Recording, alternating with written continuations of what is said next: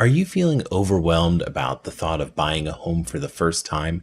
Let me give you some tips to help you navigate the home buying process with confidence. Put 20% down to avoid private mortgage insurance or PMI, which is an additional cost. Now, this might not work for everyone, especially with the lack of affordability that we're experiencing right now. But if you're in a position where you can put 20% down, but you're not sure if you want to or not, it might not be a bad idea because you can avoid PMI. It's estimated that someone would pay $30 to $70 per month in PMI premiums for every $100,000 borrowed. So putting down 20% can help in lowering your monthly payment. Make sure that your monthly mortgage payment, including taxes and insurance, is within 25 to 35% of your income. Some financial gurus will tell you 25% is the way to go. Most mortgage companies will approve you up to about 35%. It seems like the sweet spot is about 28%.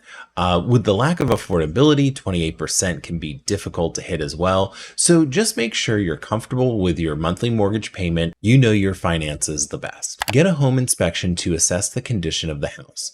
Professional inspection can uncover any potential issues with the property that may require repairs or affect its value. Now, you might think that, of course, you'll get an inspection, obviously, right? But in most cases, you're not necessarily required to get a home inspection. I think it's always a good idea to get one. I know when the market was super hot, people were waiving the inspection period, and some people are still doing it now. This can be pretty risky. You never know what the condition of the home is, even if it looks perfect and newly remodeled. Once you get an expert looking at it, you'd be surprised how many things could be wrong with the home. I have a free home buying course where I talk more in depth about the home inspection process and more. That link is in the description. Think twice before buying a fixer-upper. All those house flipper and home improvement shows make it look so easy to buy a fixer-upper and convert it into your dream home. It's definitely not impossible, but it comes with some risks. When buying a fixer-upper, you have to figure out how you're going to pay for the renovations. Are you going to get a renovation loan? Are you going to move in and save up and then renovate little by little? Is this something that you can afford? Having a clear plan on what you're going to renovate, how you're going to get the job done, and how much money it'll take will set you up for success. Buying a fixer-upper can be a little risky, especially in this market. Renovations can be costly and your return may not be as much as you put into the home, especially with the inflation of construction material. Also, life comes up. Even though you may plan on living in the home for a long time, something might come up and you have to sell the home. Selling the home without doing all the renovations could make it more difficult to sell. Basically, having a fixer-upper can be a liability. Now, if you've done renovations before and you know what you're doing, you're good to go. Don't listen to my advice. But if you're a first-time home buyer, you haven't done a lot of renovations, just be mindful. Avoid getting overly excited and making irrational decisions. Buying a home can be a very emotional process, especially in this market. It's still important to choose a property that is less risky and less potential for complications. So before buying a home, you want to consider the location. Is this a desirable location that other people will want to live in down the road? I know when the market was really hot here, people were moving into areas where they didn't really consider before, but they kind of did out of necessity, and they may have buyer's remorse. Then you want to consider the current condition of the home. Will major repairs need to be done soon? Like how old are the major systems, like the HVAC, roof, plumbing, all that kind of stuff. During your initial showing, your real estate agent should be able to provide you with some of that information. Some of the information may be available in the seller's disclosure. Then you want to think, is there demand for this kind of home? For instance, let's say it's a 4-bedroom with a 1-bath.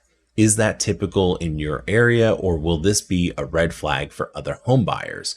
Just because it might work for you, it may not work for everyone else. Thinking about would other people buy this home can be important down the road when you have to resell. Be mindful of the concerns you have as a buyer, as future buyers may have similar concerns. Consider the property's resale value and how its features or drawbacks may impact its marketability.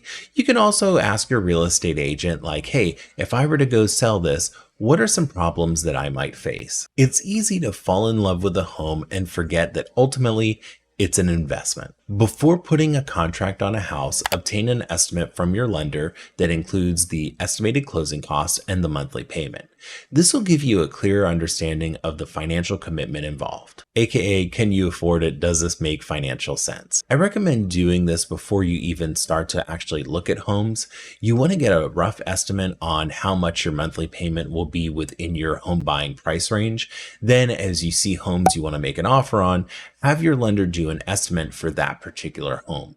You want to make sure property taxes and insurance are listed in the estimate and all other relevant fees like an HOA fee, things like that. The lender can also run different scenarios for you, like if you put 5% or 10% down, make these people earn their money, right? This is a big financial decision, and having as much information as you can will help you in the long run to make a purchase that's best for you. As a buyer, always have representation from a real estate agent who can guide you through the home buying process and protect your best interests. Now, of course, I'm going to say that being a real estate agent, right? But it is something I believe in, and it's not just any real estate agent. You want someone who's knowledgeable about the market, can negotiate, and will advocate for you. I don't believe it's the best idea to work with the listing agent directly. That's the seller's real estate agent.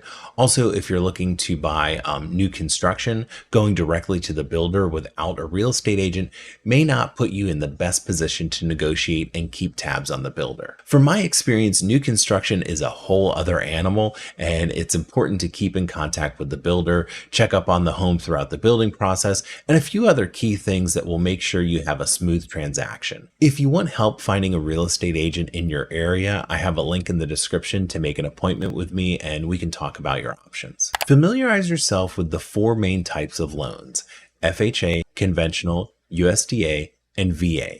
Understanding the differences can help you choose the loan that suits your financial situation and, of course, your eligibility. That's why it's a good idea to talk with a lender sooner than later. Talk to them about your home goals, what your current financial situation looks like. I would also find out if the lender knows of any down payment or closing cost assistance programs that you might qualify for. Choosing a lender that's an expert in the kind of loan that you're getting can be crucial to have a smooth transaction. Create a budget to track your spending and save for home ownership. So obviously this isn't something you do 2 months before you're looking to buy a home, but this will help you manage your finances effectively and allocate funds toward your down payment and your closing costs. Prioritize buying a house over financing a car, for instance. Taking on additional debt can affect your debt to income ratio, potentially impacting your mortgage qualification. Maintain financial stability throughout the mortgage process. Avoid major changes like new debts or an employment change until the loan is closed. This will help ensure a smooth approval and closing process. Determine what professionals you'll want to use to help you in your home buying process. We've already talked about the lender and real estate agents, but there are a few other key people that help you in buying a home. There's an inspector. We've talked about the importance of an inspection already, so I think it makes sense to already research a few inspectors that you may want to use when you're under contract. Real estate moves pretty quickly, especially at the beginning of the transaction with the inspection period and a few other deadlines. Already having a few inspectors picked out will make the process easier. If one's busy and can't inspect the home in a timely manner, you can choose another one you've already researched. And of course, your real estate agent can help you find an inspector or 3. A homeowner's insurance agent. Depending on where you're located, homeowner's insurance can be a little tricky. Already having an agent picked out before you start making offers on a property could be helpful. They're a great resource to tell you how much your insurance policy would be on a particular home and anything you might want to be mindful of, like buying a home with an older roof or aluminum wiring.